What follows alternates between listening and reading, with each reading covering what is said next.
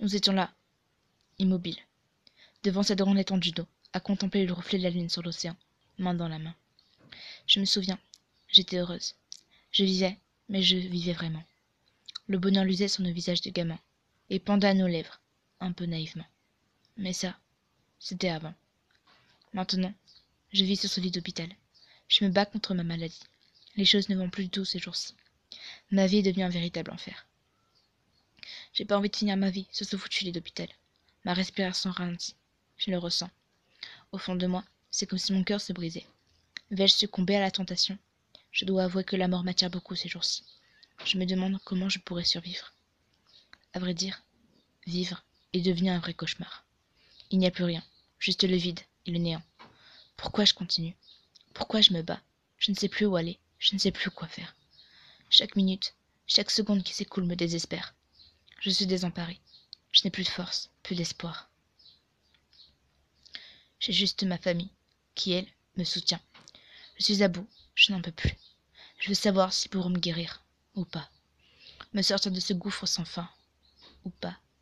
Le silence et l'angoisse sont devenus mes amis. Je me souviens de lui, du son de sa voix, de la façon dont il me parlait, de notre histoire, de notre rencontre, mais surtout de notre fin. On devait aller en vacances tous les deux, dans une maison à la campagne.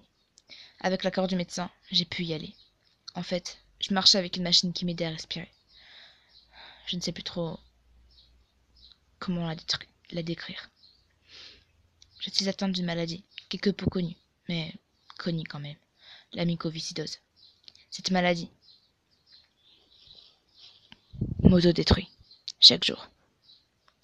Les vacances s'étaient bien passées, mais quand on est rentré, ça a pris une tournure cauchemardesque.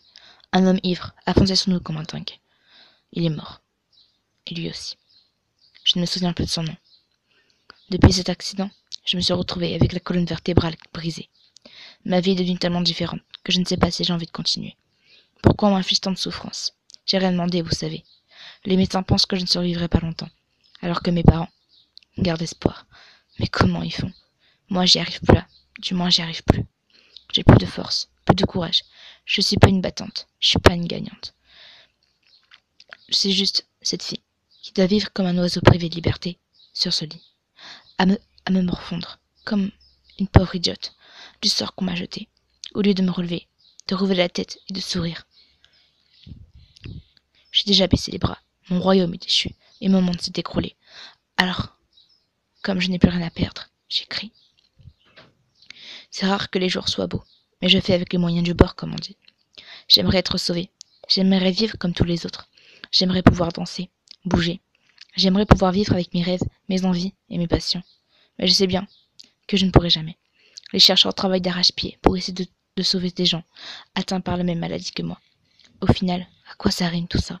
À quoi ça rime cette vie pitoyablement dévastée? À rien. Tout cela ne rime banalement à rien. La joie de vivre, oui, si on en parlait. Les mois ont beau s'écouler, mais mes sentiments restent les mêmes. Le doute et la peur. Et la joie? Elle est où la joie? Je crois qu'il est parti avec son ami l'espoir et son cousin le bonheur. Si la mort me prend, je reverrai sûrement tout ce que j'ai perdu, en particulier l'homme de ma vie. On ne pourra pas l'appeler comme ça. Alors, il sera l'homme de ma mort. Je le retrouverai, et je serai dans un monde meilleur, à ses côtés, à écouter sa voix qui m'apaisera. Dites, le paradis, ça existe. Un autre monde, ça existe. Où il n'y a que cette magnifique et vaste terre, si on peut dire ça comme ça. La vie est-elle plus longue de ce... est, euh, est-elle plus longue que ce qu'on imagine? Je suis trop rêveuse, mais je sais que je le retrouverai, et que plus personne ne pourra nous séparer. Il saura guérir mon cœur en lambeaux. Il saura me réconforter. Il saura me faire rêver. Il saura me rendre ma joie. Il sera à jamais près de moi. Je sens que ma fin est proche. Si je m'envolais, je pourrais être enfin heureuse. Et tout ça, ça sera fini. Chère mycoviscidose, tu m'as détruite. Tu m'as anéantie. Tu as littéralement été un impact dans ma vie. Tu m'es tombée dessus comme les gouttes de pluie qui tombent du ciel. Tu as assombri ma triste vie. Tu en as fait un enfer. Pourquoi existes-tu? Combien de victimes as-tu fait? Combien de fois continueras-tu? Je te promets. Mais je te promets, ils trouveront un moyen de t'exterminer. Les pulsations de mon cœur ralentissent. Merci de m'avoir fait rencontrer l'homme de ma mort. Je te hais, et à jamais. Adieu. Nous étions là,